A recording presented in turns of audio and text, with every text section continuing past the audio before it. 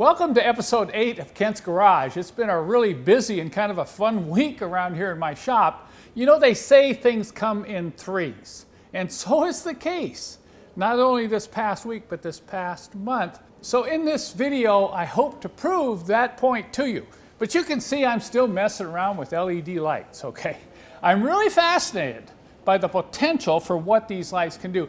I don't know if you can tell the difference in this scene, but this is an LED taillight bulb here, and that's the standard incandescent bulb over there. The difference is not dramatic, but the heat's dramatic, and I think the longevity is going to be dramatic also. You know, I found out a lot of things. I've gone ahead and shot a separate video that I'll be posting in the next couple days, but I am really excited about this, particularly brake lights. You know, the brake light LEDs will come on faster. You might say, well, it's only a little bit faster, but it could be the difference between an accident and not an accident when you're going down the freeway at 70 miles an hour and somebody hits the brakes in front of you. Because with the LED light, there's no delay. It's just bang, it's on. And I hope to demonstrate that in a later video. But as I said in the last week, you know, I'm a little concerned about the legal issues of my selling these bulbs. It doesn't mean you can't put them in your own car. So I want to show you inside what this bulb looks like that I'm really happy with. The one thing I have determined is that it's much better to use colored red LED bulbs on your taillights and brake light lenses. Take a look here. You're going to see this red bulb that I've become very fond of. Look at how bright that is. And look at the consistency of the lighting, which can actually take benefit of the inflector inside the rear lens. But this is a bulb that I really like. I'm still working on other bulbs, even more powerful red bulbs for the brake light. But I also am really excited about what these LED bulbs can do in the trunk. Look at that. Now that's an LED. I can leave this trunk open for an hour. And it probably won't drain the battery because they don't draw as much as an incandescent bulb. The other thing is I come in here and touch this plastic lens and it's not even hot.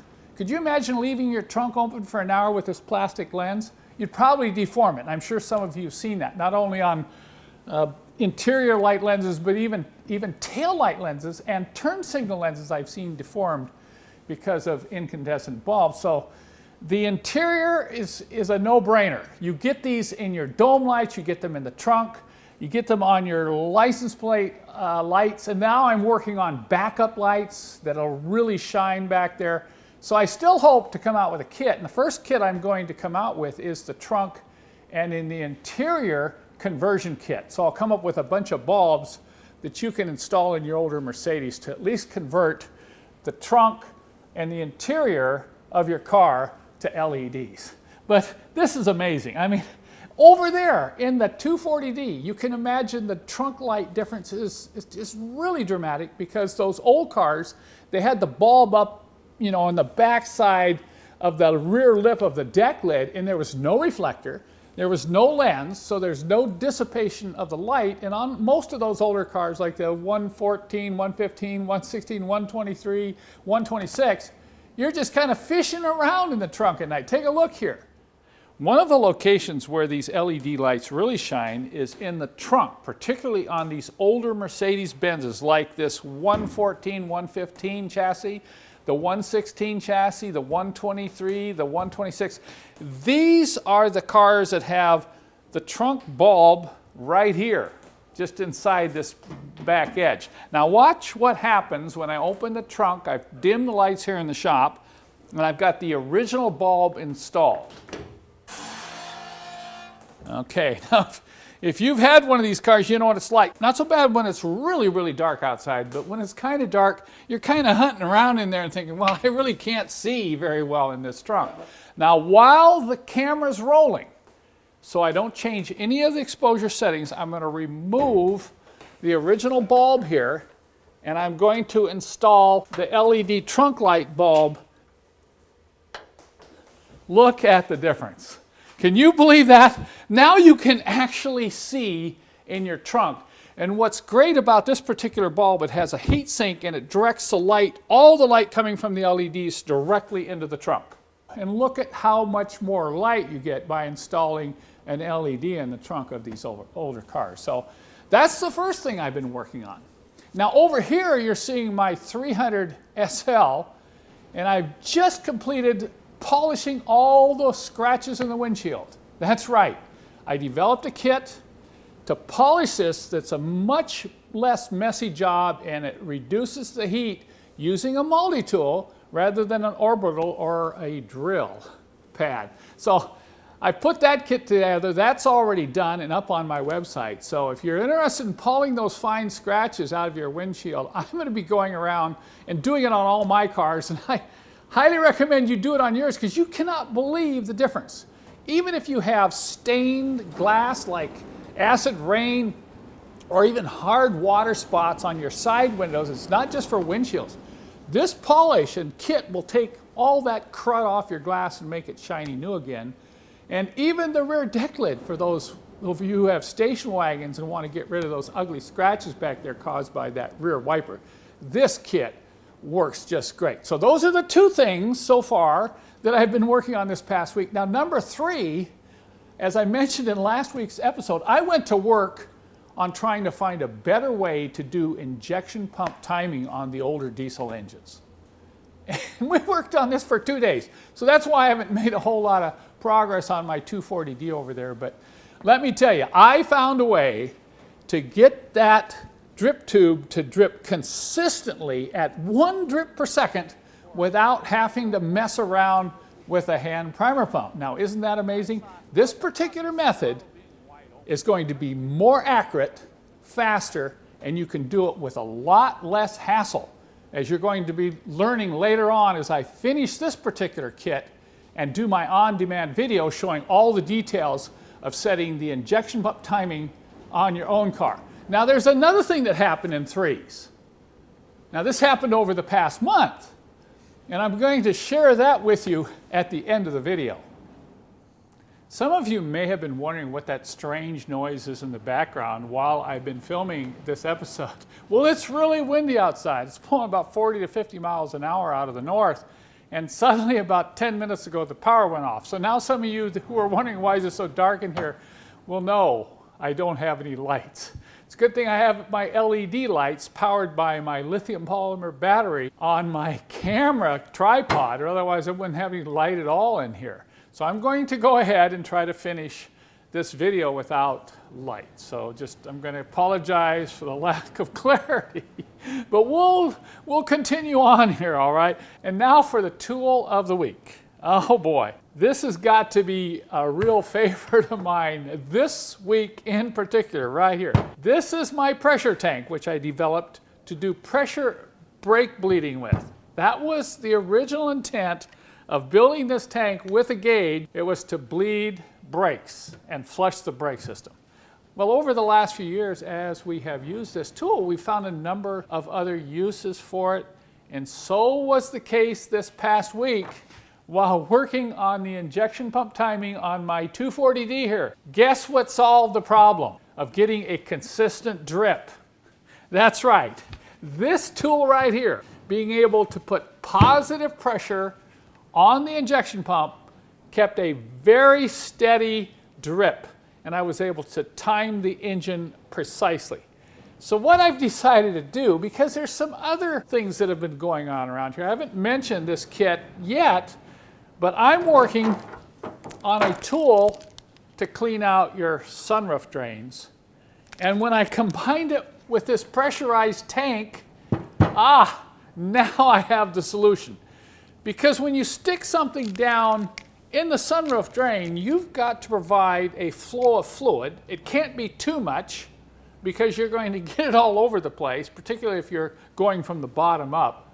But it also had to provide some agitation. And that's what we came up with on the tip on this tubing here, was a tip that would provide agitation as you pumped fluid through it under pressure. So this right here, folks, is what can really clean out your sunroof drains if you're having problems having water drip on your head inside your old Mercedes-Benz. And there's a couple other things that we did with this. Of course, we did brakes, but we can do engine cleaning, engine wash down with this particular wand right here. So what I've done is I've modified the pump a little bit, and we're going to come up with a Deluxe pressurized tank kit. And we will sell the kit with a quick disconnect fitting like that. So you don't have to buy anything else. And then we're going to offer each of the attachments separately. Now, if you already have one of my tanks, I'm going to go ahead and just offer the quick disconnect fitting with the right nipple so you can attach it to your hose. So I'll put that in the link to the show more of this video. But we have the attachment for putting on the master cylinder so you can bleed your brakes, and that once again is just a quick connect and disconnect. We have the hose that will connect to your injection pump to do your injection pump timing, and along with the hose we'll include the drip tube and some other supplies you'll need, as well as complete video instructions on how to get the timing right on your old Mercedes diesel. Some people might think, well, how important is injection pump timing? Well, wait until you play around with it yourself. Just 2 degrees can make a huge difference, particularly on a 240D, okay? So that's an attachment, a kit we'll sell separately. Then we're going to be selling, this isn't quite ready yet, it'll be available early December, but we're going to sell this particular unit right here to clean out your sunroof drains. And I would highly recommend you do that if you have a car that's over 20 years old. You can't believe what I've been finding in these tubes that go down inside the car from years of silt building up in them. It's really quite amazing. So that'll be available separately. And then of course, this inexpensive sprayer you can purchase if you don't have one of your own. And this is really the way to clean your engine. Be sure and check out my detailing engine video because it shows how to use this tank and this sprayer right here to effectively and safely clean an engine compartment and engine with less than a gallon of water. So there you have it, folks. You can see why I'm excited about this pressure tank. Literally, after playing around with injection timing for over 3 hours, we realized the only way that we were going to get consistent readings using the drip method was to pressurize the fuel system. And once we figured that out, the answer became obvious. So if you're interested in this kit, be sure and check it out. Now this won't be up until probably the first week in December because I'm still working on some of the final details and pricing on this kit with all the attachments. Now you know why this is my favorite tool of the week. And now for the question of the week. That's right, only one question this week. This is kind of a big topic, and you'll see where I'm going with this in a moment. This question came in. Hi, Kent. You keep stressing the importance of lubrication in your videos when discussing preventative maintenance. Can you give me a list of all the areas I should lubricate on my 190E 2.6? I thought, you know, that's a great question. I've had other people ask me to provide lists, either inspection lists, pre-purchase lists, but the lubrication list I'm excited about because I feel that this is one of the most neglected areas. So I did come up with my list, and I also came up with something else right here on the table. You're probably thinking, Ken, what's all that stuff? Well, this kind of goes hand in hand with the 2,000-hour inspection I'm going to do here on MS Mercedes. I've already inspected the engine, I've already done the suspension check, and we've replaced the shocks. The brakes are almost brand new on this car. So I've decided before I do a complete fluids and filters change, which is something I always do during the 2,000-hour inspection, I'm going to do a complete lubrication service. And we'll probably make that part of ongoing videos. We'll mention it in all the upcoming episodes of Kent's Garage. And you can kind of follow along on this because I think it is indeed a big topic. So I completed this list, and this is the answer to this week's question. Okay, so these are 12. I sat down, I thought through, okay, what are the 12 areas that I see neglected that cause the most problems? And they all go back to lubrication. There's probably a few more. I'm sure some of you say, well, Kent, you forgot about this, you forgot about that. Once again, these are the 12 that I see all the time that get neglected that cause problems and sometimes very expensive repairs. And what I'm going to do is I'm going to list them kind of from the easiest to the most difficult, okay? You know, you might say, well, Ken, I think that's easier or harder. Well, okay, it's just general in nature. I'm going to kind of go from easy to difficult. The first one, which I'm sure some of you already do, are the hinges and latches for the hood, door, and trunk. I've seen bent hoods, bent hinges, frozen hinges, particularly on the hoods. I've seen doors that won't open on these older cars because the latches never got lubricated. Finally, they just froze up. You can't even open the door from the outside, or you can't open the door from the inside. So that's an area that I really harp on, okay? And we're going to go over that probably in next week's episode of Kent's Garage. Number 2, throttle linkages. How many times have I seen worn out ball sockets and loose throttle linkages, sticking throttle linkages? I've actually seen cars stick the throttle wide open. That's a very dangerous situation. So that's just not maintenance, this is safety related. Throttle linkages need to be lubricated on a regular basis. Number 3, outside mirrors. How many of you have had a mirror that you can't adjust? And it's very frustrating because you're trying to get it moved out and it just won't move. Guess what causes that? Okay, I don't even need to say it. Number 4, power antenna. I found that almost all failures of those old Hirschman power antennas are due to lack of lubrication. Not just the mast. The mast needs to be lubricated. In fact, I'm coming up with a lubrication kit for the mast that you can carry in your trunk.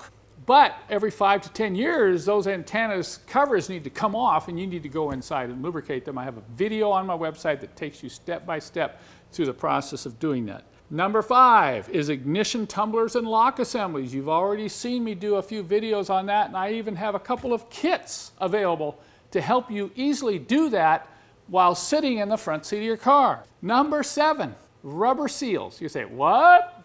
Lubricate rubber seals? Well, you ever had squeaky doors or sticky trunk? That's all due to dried out seals, and there is a proper way to lubricate those seals so that your doors, trunk, close, and open more easily, okay? Number 8 is brake calipers and pads. Now, a lot of people will understand, oh yeah, you need to lubricate the backside of the pads, but a lot of people miss all the other parts on the calipers that need lubrication, and there's only one type of lubrication that I recommend. Number 9, front wheel bearings. I think people just think, well, I don't want to do that, it's kind of hard, you know, I got to take the wheel all apart and clear, it's all messy grease. So I see front wheel bearings neglected all the time. Number 10, rear differential. I think people think that rear end grease just lasts forever. So we're going to go over a few videos how to do this, how to change it. We're going to talk about different types of rear end fluid, including synthetics, which I think now are the way to go. Number 11, the windshield wiper mechanisms. You can't believe how many of these I've seen wear out or fail because they never get lubricated, never. Particularly on the cars like this E320 with the mono wiper mechanism, that's not easy to lubricate. It has to be taken apart. And I think I'm going to do a whole video on taking that apart and lubricating that properly. But wipers and wiper assemblies are just totally neglected. And then number 12, the prize is the sunroof, whether it be a manual sunroof or a power sunroof. You know, I know sometimes people will open up their sunroofs and try to put a little bit of grease in the track, and that's certainly better than doing nothing. But these sunroofs, every one of them, and you know, I'm going to get into the sunroof on this beautiful, well-maintained E320. Let's see what's lurking down inside there. I think we're going to find that that sunroof, if it is neglected, even though this car is in very nice condition, I'm going to have power tilting sunroof problems down the road. So those are the 12. I'll list those 12 at the end of this video. I'll also list these 12 on my website, and then you can go and look at them and review them. And then we'll go on in the coming months. We'll be doing videos on all 12 of these areas that I feel get neglected when it comes to lubrication. I mentioned at the beginning of this video that it seems things happen in threes, particularly around here at Mercedessource. And so was the case this last month. Yes, exactly 30 days in the making, I was able to acquire 3 very nice Mercedes-Benz Coupes. It started with this 1994 E320, and then in the past couple weeks, I've acquired 2 more. They just kind of happened, okay? I wasn't specifically out looking for them, but all 3 of these Coupes are low mileage collector quality vehicles, and they are amazing. Now, you've already seen Ms. Mercedes up close here. But I'm going to give you a sneak peek tonight of number 2, which I just acquired last week. And of course, next week's video will kind of show you more of it. And then I'll give you a sneak peek of number 3, which I know many of you are going to go, oh boy, that's a nice car, Kent. So I'm really happy. I'm really happy to have acquired these cars. Let's take a quick look. I'm going to show you just a couple pictures of number 2 here, and then I'm going to let you guess which car this is. What is the year, model, engine, etc. of this particular car that you're looking at right now. Let's see who can win the contest, okay?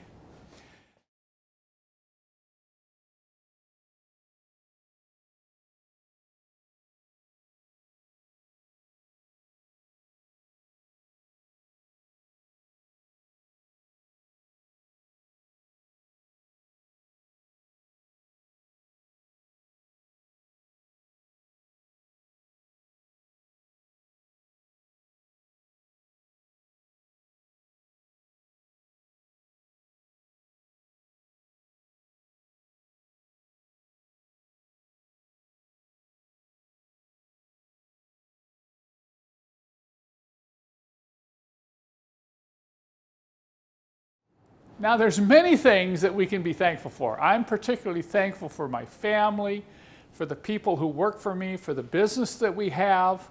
I'm also thankful for Mercedes-Benz, and I'm really thankful for these 3 Coupes that I now have. So I just want to say to all of you out there, I'm going to wish you a very happy Thanksgiving. The power's still out, but that's not going to stop me. I've got a lot of work to do around the shop here. I've got to get these shock absorbers changed on the right side of this E320. If you haven't already seen my videos on testing shock absorbers, you might want to check them out. Part 2, I actually take this car out on the road with good shocks on the left side and bad shocks on the right side.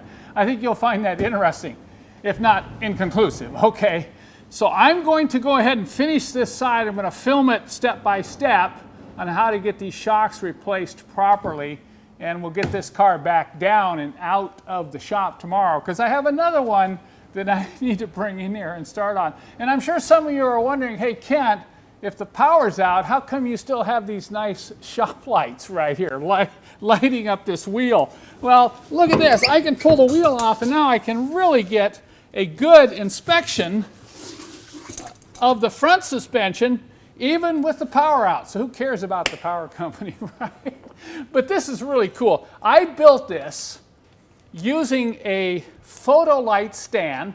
These are LED 12-volt running lights for off-road vehicles, and I've got a switch mounted here so I can turn it on and off. And then, of course, I'm using one of my 12-volt RC Aircraft lithium polymer batteries.